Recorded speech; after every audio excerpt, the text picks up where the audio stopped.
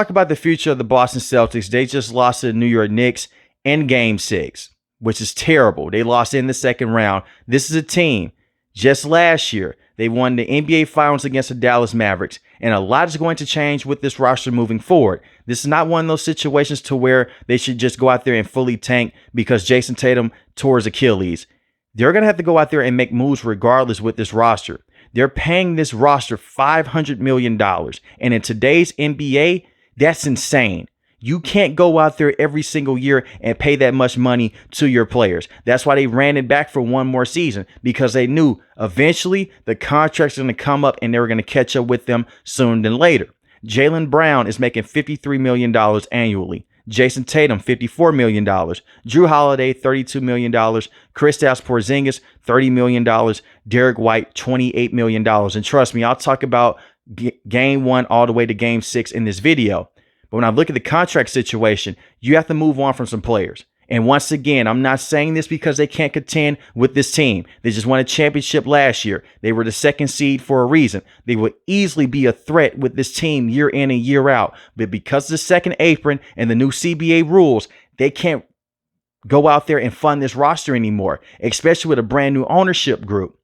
And when the players I look at that should be expandable moving forward would be Kristaps Porzingis and Jrue Holiday. Porzingis has not been fully healthy with the Celtics for quite some time. Dating back to last season, he missed time. He missed time this year in the regular season. He was able to play against the Dallas Mavericks last year in the finals in a limited role, dealing with a leg injury.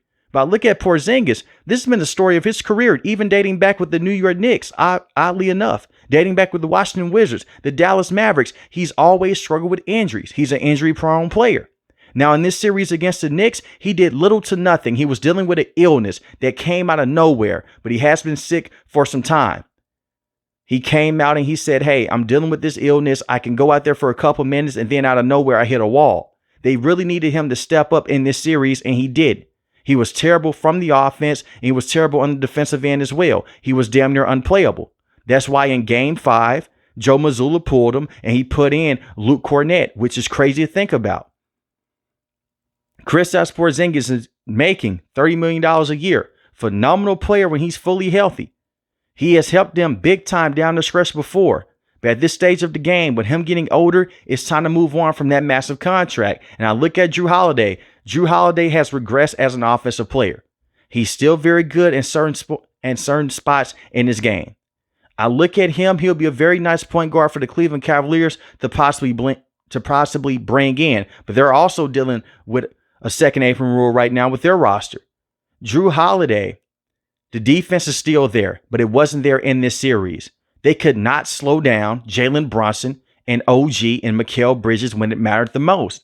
Those perimeter defenders did not step up. Let's not forget the Boston Celtics had the Knicks down and back-to-back games at home by 20 points, and they blew those leads. Their defense did not help them down the stretch, and no one could make a shot in game 1 or game 2 down the stretch, especially late in the fourth quarter. Game 1, when it's an overtime, Mikal Bridges comes out of nowhere. He takes the ball out of Jaylen Brown's hand. That's ball game. And game 2, Jayson Tatum, he's going out there. He's their best offensive player in the fourth quarter, and that's not saying much. They went a long time without scoring a basket. And yet again, the star player for the Knicks, they're going out there and they're beating them up on both sides of the court. I blame that on coaching, and I blame that on the players as well. And it's not one of those situations to where you say that's what happens when you shoot a lot of threes. That wasn't the case. Yes, the Boston Celtics, they shoot and they make a lot of threes. That's what brought them to the dance. That's the philosophy with Joe Mazzulla. In this series against the Knicks did shoot better from 3. They took less attempts, but they were getting out-hustled by the New York Knicks on the boards. Once again, they needed Kristaps Porzingis for that to get those second chance points. A lot of the threes that the Boston Celtics made in the regular season, a bunch of them were just second chance points, coming down with Al Horford, coming down with those extra big men to push the ball out. Now you have a wide open Derek White, you have a wide open Jayson Tatum, or even a Jaylen Brown in the corner. That was not the situation here. And it seemed like the urgency was not there with the Celtics into game 3 and into game 4. And at that point in time, it was over with. You go down with this 3-1 lead. Jayson Tatum tears his Achilles. At that point in time, that's when you knew it's going to be hard as hell for this franchise to make a comeback against a Knicks team that's red hot right now. When you let a team catch momentum like that at your home court, it is hard as hell to regain that momentum, especially on the road. They had a chance when Jayson Tatum went out there and he scored the 42 points, but as soon as he went down with that Achilles injury, the series was wraps, in my opinion. And a lot of Knicks fans, they'll say, well, they were losing right before Jayson Tatum suffered his Achilles injury. That is true, but we've seen crazier things happen. The New York Knicks came back from 20 points. It was going to be hard as hell to close out that game for the Knicks. But as soon as Tatum went down, it sucked the air out of the building for the Boston Celtics. And I look at this situation with Jaylen Brown. He did not have a good series at all. He had one solid game in this series. And that came in game 5. He was very good. He was phenomenal. And the same in game 6. He went out there in the first half. He was our only consistent offensive player. Everyone else, they didn't show up. They should have just stayed on the bus. But Jaylen Brown, he showed up, he showed out, but he did have 6 fouls right before the game was over with. He fouled early in the second half, fouled out. You can't have situations like that. And this is not a video to say trade Jaylen Brown. No, long term, as long as you have Jaylen Brown and Jayson Tatum, you're going to be a contender in the Eastern Conference for many years. These are still great players. They just didn't have a great series against the New York Knicks. I don't want to take anything away from Jaylen Brown and Jayson Tatum and anything that they've done in the past. They're phenomenal players. You just ran into OG and you ran into Mikal Bridges, and that was the game plan for the New York Knicks. That's why they went in this offseason. They wanted to bring in a bigger wing to deal with those 2 players. Because they know the Boston Celtics, mostly when they win, it's because of Jayson Tatum and Jaylen Brown and how they play off of each other. And the same with Derek White and Jrue Holiday. They make everyone around them better. That's the impact that Jayson Tatum and Jaylen Brown has. When I look at Jayson Tatum, this isn't an unpopular opinion. He's a better offensive player than Jaylen Brown in terms of being a playmaker and going out there and making the right decisions. When I look at Jaylen Brown, he still doesn't have a tight handle. So he's prone to go out there and have a lot of turnovers in a game. And it's unfortunate because the way that Jayson Tatum got injured, Jaylen Brown lost the basketball. Tatum steps forward, tears his Achilles. And I'm not blaming Jaylen Brown on that. I'm just bringing up an example of a crucial turnover for the Boston Celtics. So you have to make changes moving forward, not because you can't contend with this current roster. If you can keep this current roster, you will still be a top 2 to a top 3 seed in the Eastern Conference year in and year out. It's the perfect lineup, but you can't fund this every single year. The Celtics are going to be in a very good situation long term because who was in the front office making decisions? Brad Stevens. He helped construct this roster even when he was the head coach many years ago, right before he decided to step up and go into the front office. He's a great basketball mind. He's going to find out how to go out there, make the numbers work, move off of some of these players, and find a way to contend next year. If you think the Boston Celtics are just going to stay back with Jayson Tatum missing an entire year because of a torn Achilles injury, I have other news for you. That's not going to happen. They're still going to contend in the Eastern Conference. They may not be a championship contender per se, but they're still going to be a dominant team in the East Conference.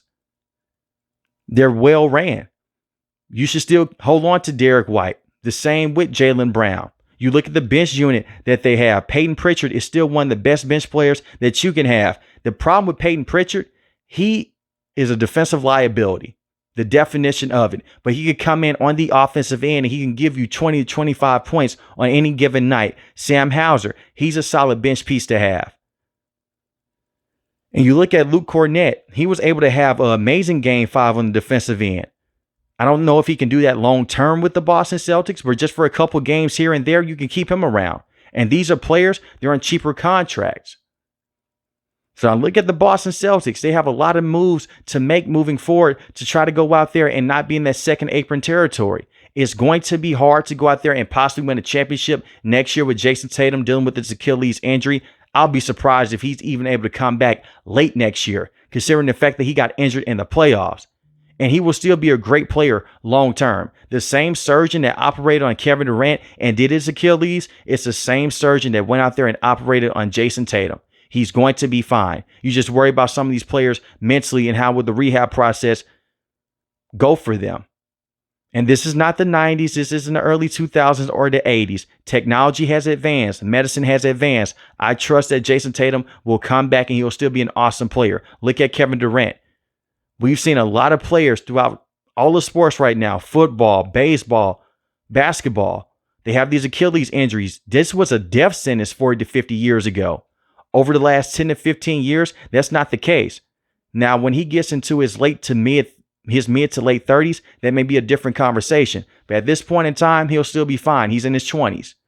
So I look at the situation right now with the Celtics. It's a bit tricky because of the contract situations and the fact that the players didn't step up. In a magical world, they would close out those games in game 1 and game 2 at home, but they did.